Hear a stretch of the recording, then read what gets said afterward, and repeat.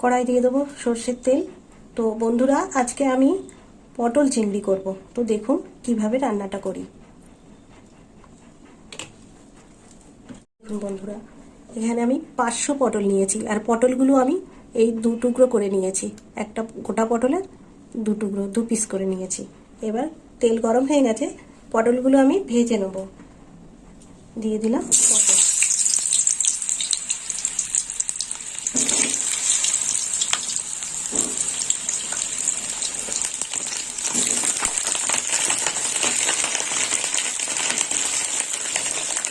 তেলে আমি সব পটলগুলো ভেজে নেব।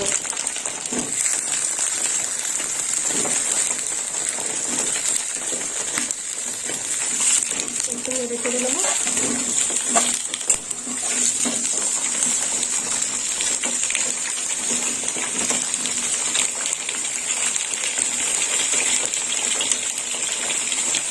আমি 300 গ্রাম চিংড়ি মাছ নিয়েছি। তো চিংড়ি মাছে আমি লবণ আর হলুদটা মাখিয়ে নেব।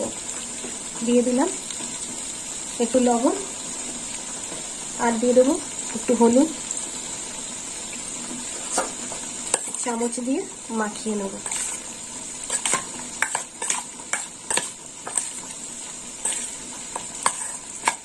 মাখিয়ে নিলাম চিংড়ি মাছ লবণ হলুদ দিয়ে। এই দেখুন বন্ধুরা, পটলগুলো এইরকম ভাজা হবে, একটু অল্প ভাজা হবে।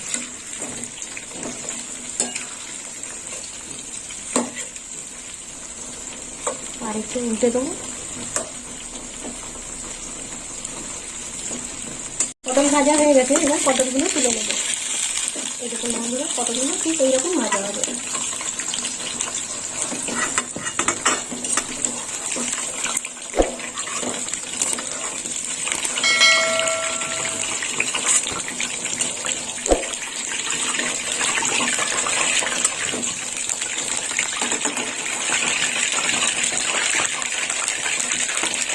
এখানে আমি আলু নিয়েছি, এখানে 350 গ্রাম আলু আছে। আলুটা ভেজে নেবো এই তেলে।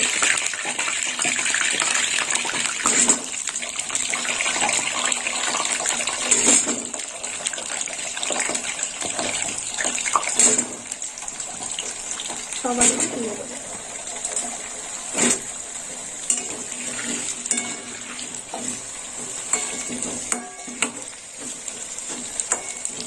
আলুটা একটু লাল লাল করে ভেজে নেব। আলুর মধ্যে দিয়ে দেবো লবণ, আর দিয়ে দেবো একটু হলুদ গুঁড়ো,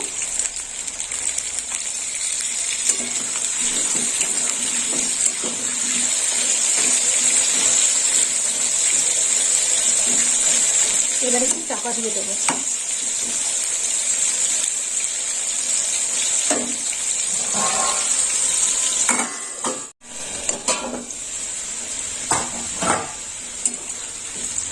আলুটা ভাজা হয়ে গেছে, এবার আলুটাও তুলে নেবো। এই দেখুন বন্ধুরা, আলুটা ঠিক এইরকম লাল লাল ভাজা হবে।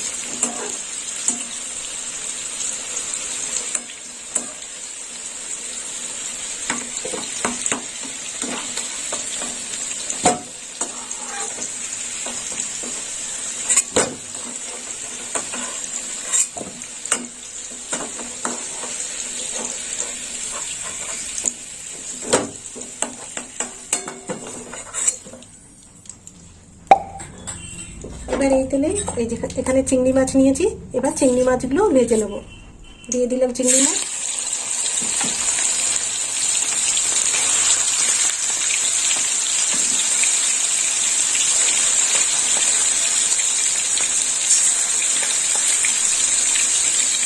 চিংড়ি মাছগুলো একটু লাল লাল করে ভাজা হবে,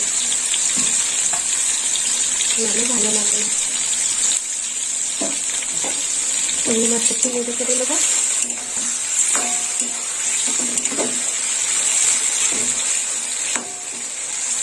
চিংড়ি মাছগুলো এইভাবেই আমরা কেটে নিয়েছি। এই দেখুন বন্ধুরা, মাথাগুলো বাদ দিয়ে দিয়েছি, আর এই শিরাগুলো বের করে নিয়েছি।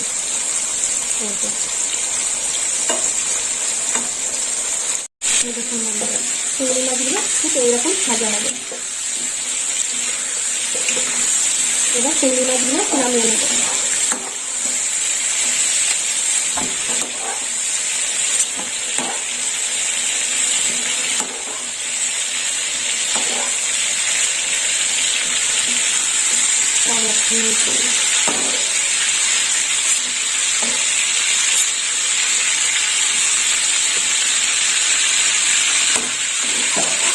এবার এই তেলে দিয়ে দেবো ফোড়ন। তো ফোড়নে নিয়েছি একটা তেজপাতা, দিয়ে দেবো অল্প একটু জিরে, দিয়ে দিলাম জিরে।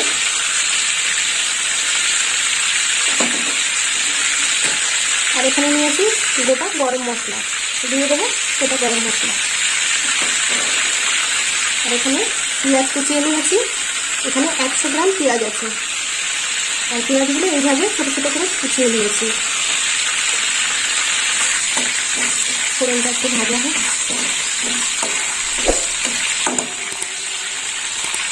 ফোড়নটা ভাজা হয়ে গেছে, এবার দিয়ে দেবো কুচনো পেঁয়াজ, দিয়ে দিলাম কুচনো পেঁয়াজ।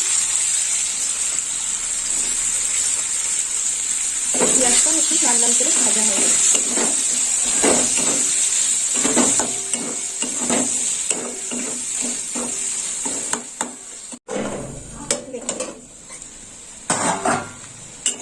পেঁয়াজটা এরকম লাল লাল ভাজা হয়ে গেছে। এবার মশলা দেবো। তো মশলার মধ্যে নিয়েছি রসুন বাটা, দিয়ে দিলাম রসুন বাটা। এখানে আমি 1.5 চামচ রসুন বাটা নিয়েছি। আর দিয়ে দেবো আদা বাটা 1 চামচ, দিয়ে দিলাম আদা বাটা। এবার একটু কষে নেবো।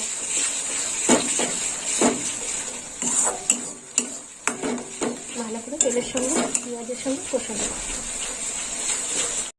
এবার দিয়ে দেবো কাঁচা লঙ্কা বাটা, দিয়ে দিলাম 1 চামচ কাঁচা লঙ্কা বাটা। আর দিয়ে দেবো একটু ধনের গুঁড়ো অল্প।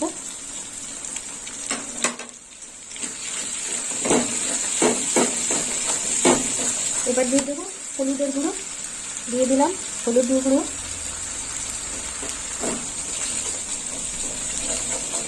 আর একটু মশলাটা কষা হবে।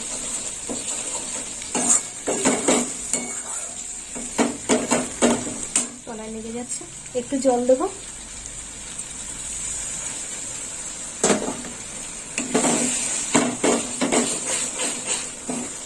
লাল লঙ্কার গুঁড়ো দিয়ে দিলাম। লাল লঙ্কার গুঁড়ো এখানে 1.5 চামচ লাল লঙ্কার গুঁড়ো আছে কালারের জন্য।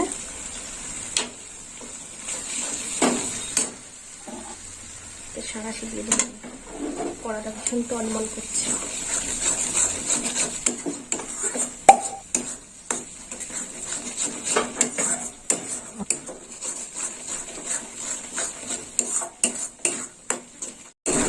মশলাটা অনেকটাই ভাজা হয়ে গেছে। এবার লবণ দিয়ে দেবো, দিয়ে দিলাম 1 চামচ লবণ।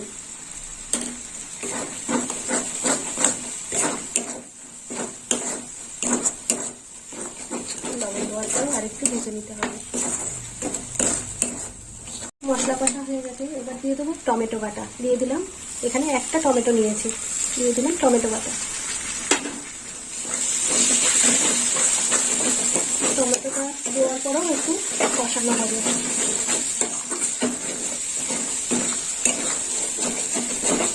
মশলা কষানো হয়ে গেছে আর মশলায় তেল ছেড়ে দিয়েছে। এবার ভেজে রাখা আলুগুলো দিয়ে দেবো, দিয়ে দিলাম ভেজে রাখা আলু। এগুলো আরেকটু কষে নেবো মশলার সঙ্গে।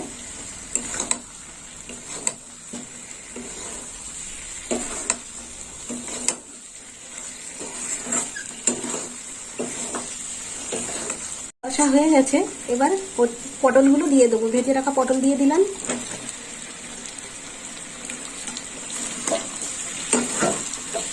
এবার পটলটাও একটু আলুর সঙ্গে কষে নেবো।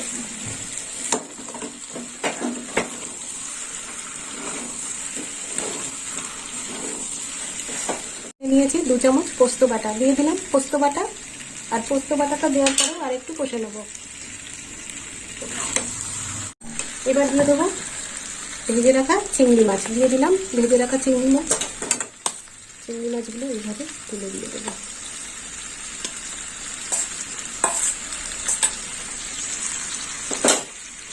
চিংড়ি মাছটা দেওয়ার পরে আর একটু কষে নেবো। কষা হয়ে গেছে, এবার জল দিয়ে দেবো। দিয়ে দিলাম জল। একটু জল দেবো, দেখি তরকারিটা কেমন হলো।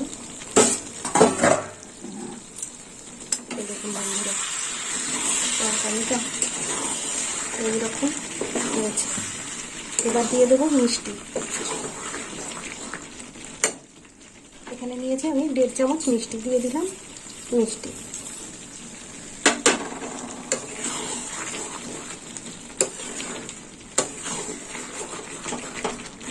এবার দিয়ে দেবো নারকেলের দুধ। এখানে আমি নারকেলের দুধ নিয়েছি, এবার নারকেলের দুধটাও দিয়ে দেবো।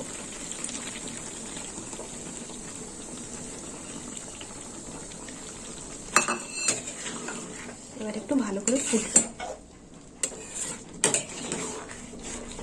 দেখুন তো বন্ধুরা, দেখতে কেমন হয়েছে পটল চিংড়ি। আর এর মধ্যে অল্প গরম মশলা দেবো।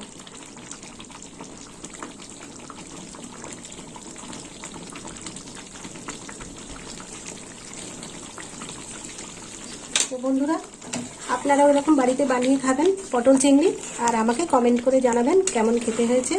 আর আমার ভিডিও ভালো লাগলে লাইক করবেন, শেয়ার করবেন আর সাবস্ক্রাইব করবেন। এবার নামিয়ে নেব। সকল বন্ধুরা বন্ধু হয়ে পাশে থাকবেন।